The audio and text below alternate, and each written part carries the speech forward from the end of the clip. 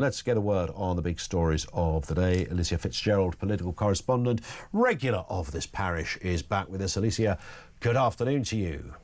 Good afternoon. Good to be back. Nice to have you with us. Two-tier policing is back on the agenda. I do wonder whether, and I said this earlier, Alicia, and I wasn't trying to be glib or smart about this, but and it's not really a defence of Keir Starmer in any way, but if his name, Keir, didn't rhyme with tear, would we be, in the same way as Thatcher's name rhymed with snatcher, but Ted Short, who was the previous Labour, most people don't even know this, even political geniuses like you, Alicia. Ted Short, who was the predecessor to Margaret Thatcher as Labour's education secretary, who also took away school milk. Nobody ever gave him a hard time because Ted Short didn't rhyme with anything. And he was a bloke. Margaret Thatcher rhymed with milk snatcher, so it worked. Keir Starmer, two-tier Keir, it works. I mean, so he might be on the receiving end due to nothing more than his name. But nonetheless, he's also made a rod for his own back here because he's talked about extremism and suggested, that two-tier policing essentially is an invention of extreme right-wingers, which sounds a bit bonkers to me. Yeah, this is interesting. So this was in a report that was commissioned by the Home Office, so mainly Yvette Cooper, and it's like an internal report that they asked to happen.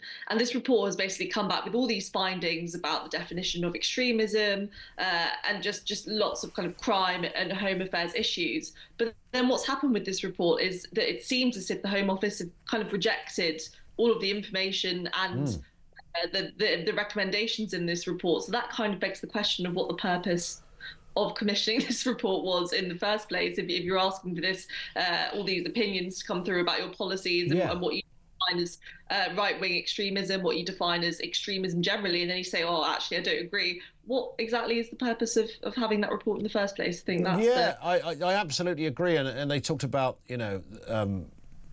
violent environmentalists was one of the suggestions that could be seen as an extremist. The far left could be seen as extreme. Conspiracy theorists, men prejudice against women, and I thought long and hard about that last one as well. I mean, if you look at the old sort of 1970s comedians who would do perpetual mother-in-law jokes. I mean, I don't know, would they be down on a list somewhere? Would all those characters be put there on a sort of watch list because they do mother-in-law material? Because that might be seen as that. Conspiracy theorists, man, I mean, where would you even start with that? I even saw somebody today on Twitter who made a whole, sort of mini documentary about why Auschwitz never really existed. And I thought, are people still going there? I mean, that's clearly very extreme and deeply disturbing behaviour. Is it just a lone nut job? And that's the difficulty here, isn't it? Deciding, does extremism, is it a collective term for somebody who, belongs, either as an individual, but they belong to the notion of a wider ideology, be it religious or political, or is it just people who do bad and mad things, regardless? Yeah. I think that some elements of this report were actually kind of going in the right direction in that they also recommended that the approach to tackling extremism, however you want to define that, shouldn't just be based on existing specific ideologies such as Islamism or being far right, but just general behaviours of concern. And I think no better example to talk about there with Axel Rudolph, the Southport stabber. I mean, the reason that he wasn't able to be successfully referred to the government prevent scheme, which is their kind of counter-terrorism scheme, is because he wasn't following a specific ideology. He was interested in all various ideologies. I mean, there was from stuff about Al-Qaeda to Nazi ideology to, it was just a violent ideology that he was interested in. I mean, he should have been referred to social services, right? I mean, back in the day, if no one else. I mean, and certainly the police. Definitely. But I think that element of the report is useful and beneficial. And I think that recent situations have definitely brought that to light, that maybe the way in which we define extremism could potentially be outdated because there are new ideologies cropping up. There are new opinions that people have that don't necessarily fit into these things that we always just know as what we call to be extreme. So I think that actually is going in the right direction. But then, of course, as you say, Ian, the issue is with all of this is how far do you take it? If you start to blur those lines outside of the existing parameters of what you define as extremism, are we going to end up in a situation where people who maybe make a joke out of poor taste that maybe they didn't really mean, for example, or say something that actually lots of people think is legitimate that actually they don't think is extreme at all. I mean, how do you draw that line? And we don't want to be in a situation where we're labeling people as extremists when actually that's not what they are. So it is difficult.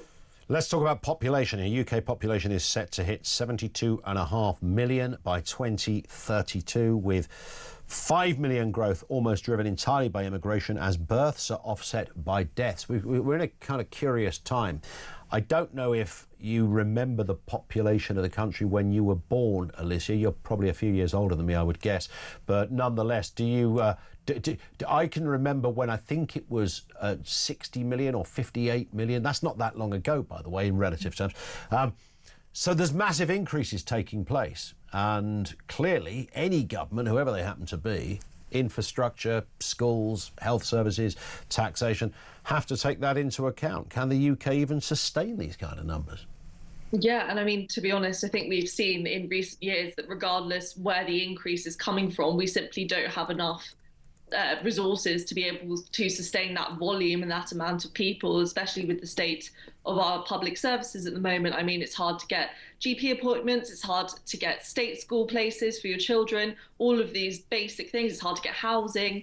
All of these things would suggest that we simply, at the moment, as the way in which the UK operates, we just don't have the resources and wherewithal to cope with the expansion at this rate. And I think it's interesting as well, because we often hear from people, particularly people with a more kind of traditional, slightly right-wing approach, I suppose, saying, "Oh, we need to have more children. You know, the birth rate's declining, bring it up." But then I kind of think, really, is there even room for all these children? Where are they going to go? Well, yeah, so I mean, it's a bit of a.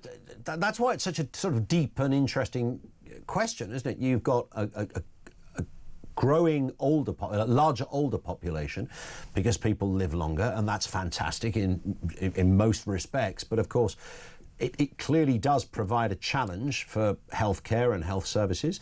It provides a challenge in terms of housing. If you have fewer people having kids, that's the bit I haven't been able to work out. Why are fewer people not having kids? Because, you know, money, I know you can sensibly say, well, cost of living is a bit expensive, but that's not ordinarily. I don't think sociologists have been able to identify that that's previously been a barrier to people not having children. People have kids, and that sort of overrides circumstances in many respects. Why are we stopping? Is it Netflix that's done it, do you think? We're watching more telly rather than going to bed. I don't know, Alicia. Is there a theory on this? God, that's an interesting theory. The Netflix theory. It might be known as that in years to come. I think it's probably a combination of various things. I think, you know, money is definitely an issue for lots of people. I know lots of people who are kind of in the millennial generation, so the right kind of age to be having children, I suppose, who just think, I simply can't afford to really sustain myself. I don't think I'll ever own a house. So why would I want to bring a child into this world? I can't really add an explanation for why people are taking that mindset now, whereas in the past, people often, I felt, maybe would be more inclined to have children even if they felt they couldn't afford it, but that seems to be slightly it. But I also think lots of people just don't like the world as it is at the moment, and they think, oh, this is really bleak. Why do I want to bring a child into this world, I guess, which is quite sad. Yeah, we've had a few people make that point, that, you know, they looked at the world around them and decided, you know what, I don't know if I want to bring another person into this. And it's not just the cost of living. I mean, that's, you know, always going to be a challenge in many respects, but just the kind of place it is. And that shouldn't be the order of events, should it? By, you know, in the 21st century, at this stage, a quarter of a way through this century, we should have been in a very different place. And yet there's a sense that in some respects we've gone backwards on our forefathers and predecessors. Yeah, it's really interesting. And I also think it's interesting that kind of encouraging procreation in any sense and having more children has become associated with right-wing politics, because it usually seems to be the more right-wing leaders encouraging people to up the birth rate, I suppose, Yeah. and to have children, where it seems to be more often that it's people on the left of the political spectrum who are actually saying, oh no, we don't have space, and all of these things. So I think that's really interesting as a development as well. And I don't know whether you can say that's just because of views about traditional family values that are more often associated with people on the right, or whether it's something else, but it's definitely a more prominent development that's happened, I think, quite recently. Yeah. And this one as well, Alicia. Starmer turned on by 5 former defence secretaries over Labour's, quote, reckless plans to delay military spending. There's a big, impressive list there. Critics include Admiral Lord West, Grant Shapps labelled the delay reckless, Penny Mordaunt warned it undermines NATO. And that's just 3 names. It's clearly not... not a response that should be taken lightly from the Prime Minister.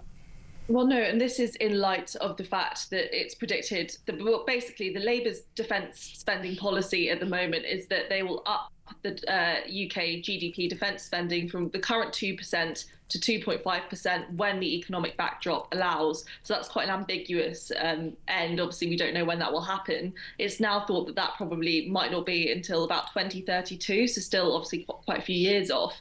And the concern there, and the reason that all of these people have come forward and spoken out, is just to say that we probably can't wait that long. I mean, what if something happens before then? Are we going to have things ready for an emergency event? I mean, how are we going to react and respond if something goes wrong before that time frame? We've had this conversation, it seems, a little bit Groundhog Day on defence spending. There's never been, there's been little tweaks here and there, but never a massive boost in this respect for a long time. It's interesting as well because Donald Trump has been speaking about this a lot, and he has encouraged NATO member countries to increase their defence spending from NATO's target of 2% up to 5%. So that's obviously quite a big jump. But the likelihood of that happening is so slim. I mean, there are 33 NATO member countries at the moment, or 32, sorry, I can't remember one of them. And only 23 of those members meet the 2% target, let alone a 5% target. So I think it seems it's still not a huge priority for so many countries at the moment. And I think realistically, people are taking the view of if you're not on the border of a conflict that's occurring right now, it's not a priority, which I think has potential to go wrong in many ways. Absolutely right. Lots of ways. Alicia, thank you as ever. Great to have you with us. Alicia Fitzgerald, political correspondent with the big stories of the day.